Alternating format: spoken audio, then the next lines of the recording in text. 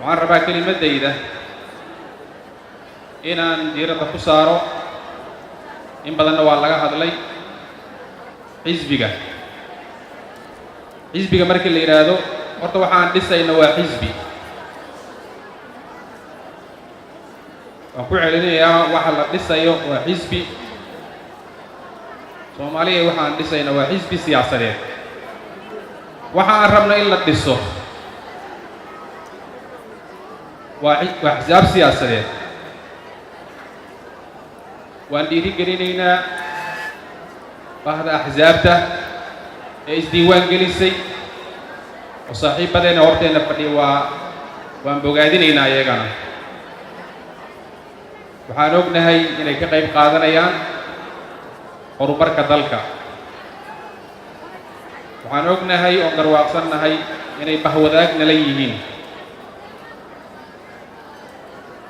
intaa kadib waxaan rabaa inaan dul istaago magaca xisbiga bis.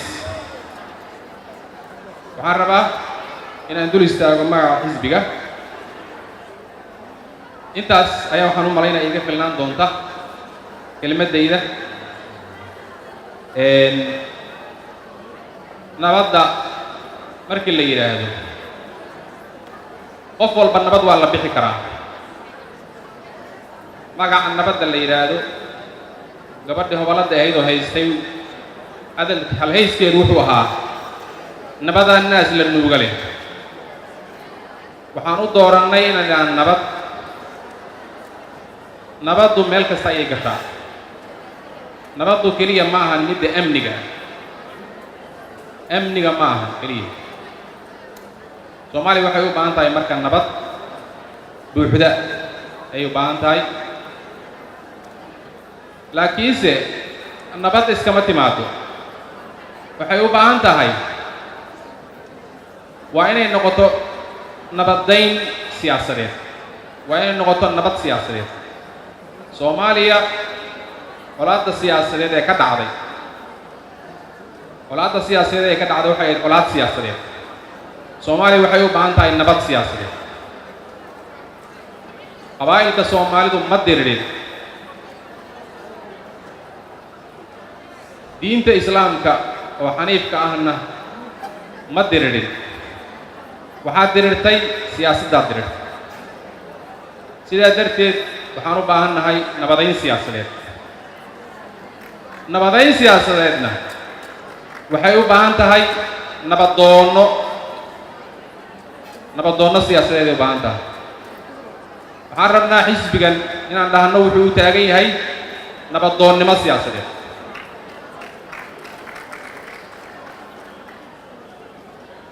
Soomaaliya shayga ugu baahi badan tahay maanta oo ka maqan waa nabadoonnimo siyaasadeed. midnimo lama arkayo haddaanan nabadoonnimo siyaasadeed aan la helin. senator Muhyiddin waxa uu ka hadlay waxay ahayd labadii Soomaaliyeed ee isku biirtay mid baa dib u noqotay oo la noqotay. wax baadigoobkeedii iyo nabadoonnimadeedii ku jirana ma muuqdaan.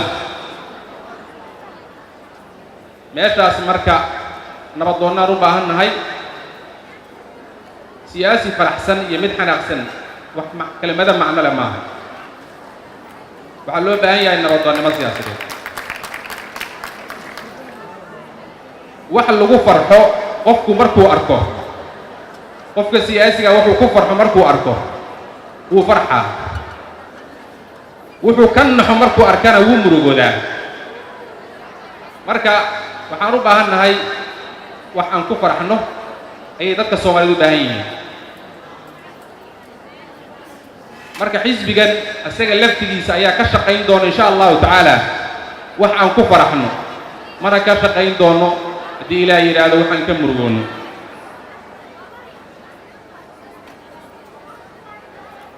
marka nabadda waa ka guda weyn tahay midda inta badan lagu macneeyo. waxaa kaloo xisbiga magaciisa ka mid ah horumarka.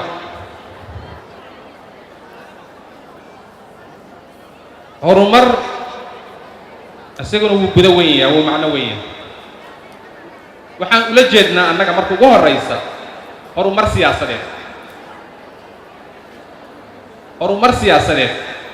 dadka waxaa laga yaabaa inay ku soo dhacdo horumar dhaqaale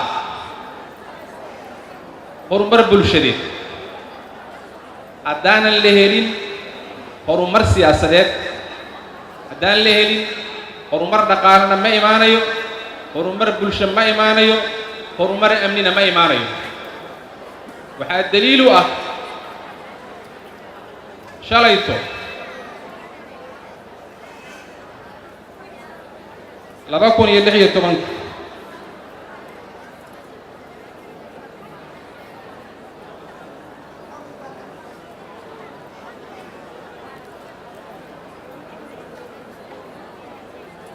waxaan rabaa inaan idhaahdo cid kasta waxaad ogaataan ood naga qortaan cid kasta wixii aan ku dhaliilno annagaa rabna inaan u taagnaano daliil faaruq ah ma soo jeedin karno ummadda Soomaaliyeed lama soo hor istaagi karno dhaliil haddaan xisbi nahay dhaliil lama soo hor istaagi karno ilaa waa annagu inaan u taagnaano oo annagu aan ku sifowno nabadoonnimada annaga inaan ku sifowno waayo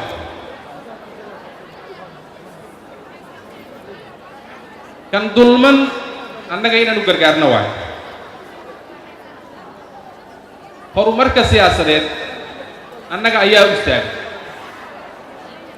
Soomaaliya maantayto horumar siyaasadeed maxaa lagu cabiri karaa ama nuqsaan siyaasadeed ama dib u socodnimo siyaasadeed waxaa ka mid ah in anoo ku halqabsanaya senator Muxyidiin labadii Soomaaliyeed oo isku biirtay mid baan baadi goobayn oo raadinayn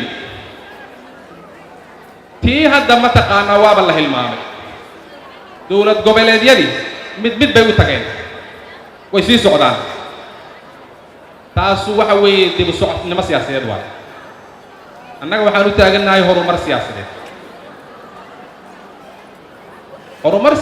political development waxaa ka mid ah dadka Soomaalidu inay helaan muwaadiniin xaq u leh cod inay dhiibtaan oo cid ay rabaan doortaan oo cid ay rabaan diidaan waa horumar siyaasadeed annagu waxaan rabnaa inaan ku sifowno sidaa darteed sidaan roobayn kugu ballan qaaday anigu waxaan rabay keliya inaan magaca dul istaago magaca xisbiga midowga nabadda iyo horumarka oo ah nabad ka guda weyn mid aan naqaano waa nabad siyaasadeed ayaa number 1 ah horumar siyaasadeed na waxa weeye waa number 1 kadib ayaa horumarka kaleeto oo dhaqan dhaqaale iyo bulshada la aadaa hadalkayga waxaan ma raba inaan ku dheeraado meeshan oo maaragtay munaasabadda maanta ah waxaan ku celin hadalkii munaasabadda ugu muhiimsan hoboladeenii ay ku haystay nabadaa naas la nuuga leh waxay u baahan tahay in laga shaqeeyo nabaddaas waxay u baahan tahay in loo istaago in nabadoonno siyaasadeed la noqdo annagu inaan noqonno ciddii aan nabad ka shaqaynayn ama nabadda dhibaato ku ah inaan farta ku fiiqno oo aan dhaliilno cid aan jecelnahay iyo cid aan necabnahay ma jirto waxaan necabnahay falka qaldan qowlka qaldan wixii qaldan waan necabnahay waxaan soo dhawaynaynaa cid walba oo ka shaqaynaysa oo nagala shaqaysa horumarka iyo nabadda ummadda Soomaaliyeed waa mahadsantihiin waxaan rabaa inaan u yeero halkaan uga yeero kelimadiisa saaxiibkay xildhibaan gudoomiye ku-xigeenkii hore ee baarlamaanka Soomaaliya Jaylaani Iikar si uu kelimadiisa iyo dardaarankiisa